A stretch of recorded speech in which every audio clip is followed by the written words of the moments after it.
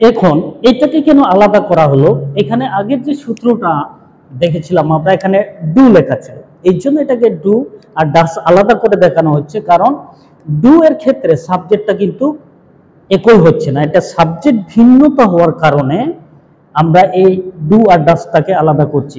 তো এখানে এখানে কেন ডাস হচ্ছে, তার কারণ হলো এখানে সাবজেক্ট যেহেতু থার্ড পারসন সিঙ্গুলার হয়েছে, এই জন্য থার্ড পারসন সিঙ্গুলার থাকলে এই টেন্সে আমরা ডু সাবজেক্ট হিসেবে ব্যবহার করতে পারি না।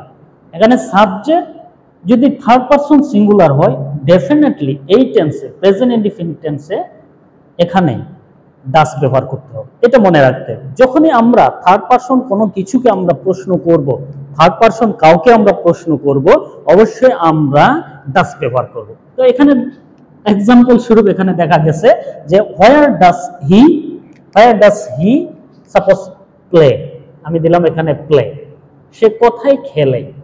হোয়ার ডাস হি প্লে ফুটবল, আমি যদি দিতে চাই দিতে পারি where does he play football, আর হোয়ার ডাস সি প্লে, সে কোথায় খেলে। হোয়ার ডাস বয় প্লে, বালকটি কোথায় খেলে। হোয়ার ডাস গার্ল প্লে, বালিকাটি কোথায় খেলে।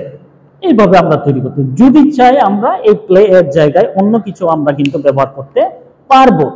যদি প্লে বাদ দিয়ে অন্য কিছু যদি চাই সেখানে দিতে পারবো অনেক সহজে। তাহলে হোয়ার ডাস হি রিড বুকস, এটা আমরা দিতে পারি where does C reads book. তারপর where does she read book, where does boy read book, where does girl read book. একই অর্থ যে হোয়ার ডাস হি রিড বুক, সে কোথায় বই পড়ে। হোয়ার ডাস সি রিড বুক, সে কোথায় বই পড়ে। হোয়ার ডাস বয় রিড বুক, বালকটি কোথায় বই পড়ে। হোয়ার ডাস গার্ল রিড বুক, বালিকাটি কোথায় বইগুলো পড়ে।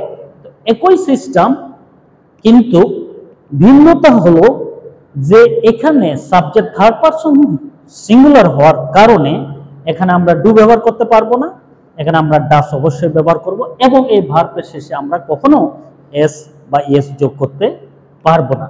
তাহলে এই বিষয়টা আমাদেরকে মনে রাখতে হবে এবং কন্টিনিউয়ালি আমাদেরকে প্র্যাকটিসে রাখতে হবে। যদি আমরা কন্টিনিউয়ালি এরকম আমরা অনেকগুলো সেন্টেন্স লিখি, 10টা লিখি, 20টা লিখি, 30টা 50টা লিখি, তাহলে অনেক কিছু আমরা লিখতে পারবো এবং তার মধ্যে দিয়ে আমরা অনেক কিছু ইমপ্রুভ করতে পারবো, এবং সেটাকে আমাদের মুখে আবার প্র্যাকটিস করতে হবে, মানে স্পিক করতে হবে, আমাদেরকে স্পিকিং করতে হবে। যদি আমরা স্পিকিংটা করি তাহলে সেটা আরো বেশি ইমপ্রুভ হবে। তো কন্টিনিউয়ালি লেটস প্র্যাকটিস, আমরা প্র্যাকটিস করি, তাহলে অনেক এগিয়ে যাবে আমাদের।